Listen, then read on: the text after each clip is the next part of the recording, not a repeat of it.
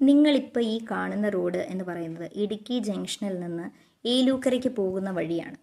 ഏകദേശം ഒരു 2-3 മാസം മാക്സിമം ആയി കാണും ഈ വഴി ഒന്ന് റോഡൊക്കെ ടാറൊക്കെ ചെയ്ത് ഒന്ന് ഭംഗിയാക്കിയിട്ട്. അതിനു മുമ്പ് ഇത് മുഴുവൻ പൊട്ടിപ്പൊളിഞ്ഞ് ജനങ്ങൾക്ക് ഭയങ്കര ബുദ്ധിമുട്ടായിരുന്നു ഇതിലേ പോകാൻ. നമ്മൾ ഒരുപാട് ചുറ്റി വളഞ്ഞൊക്കെ പോകണമായിരുന്നു.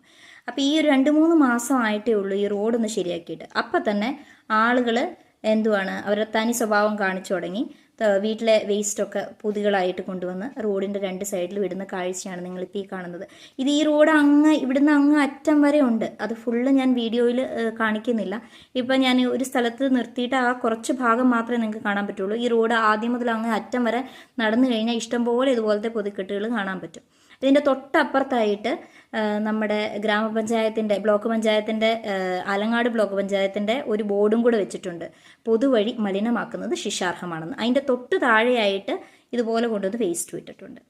അല്ല, എനിക്ക് അറിയാൻ വയ്യാനിട്ട് ചോദിക്കുക. അപ്പം നമ്മൾ ഒക്കെ വലിയ അങ്ങേറ്റത്തെ പ്രസംഗമൊക്കെ എല്ലാവരും നടത്തുമല്ലോ.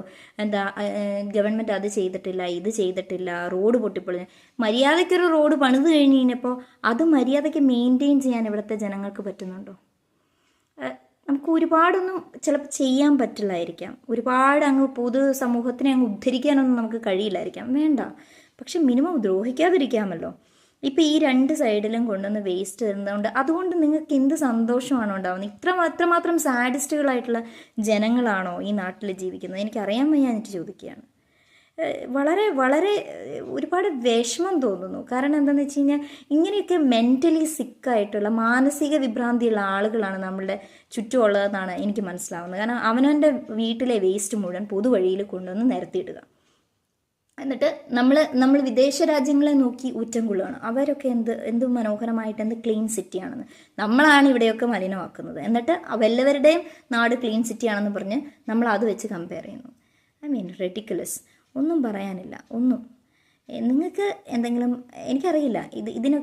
ഇതൊക്കെ ശരിക്കും പറഞ്ഞു കഴിഞ്ഞാൽ ഇവിടുത്തെ നാട്ടിലെ നിയമം മര്യാദയ്ക്കല്ലാഞ്ഞിട്ടാണെന്ന് തന്നെ ഞാൻ പറയുള്ളൂ. ഇതൊക്കെ നല്ല രീതിയിൽ ശിക്ഷിച്ചു കഴിഞ്ഞാൽ തീരാവുന്ന പ്രശ്നങ്ങൾ എല്ലാവർക്കും ഉള്ളൂ.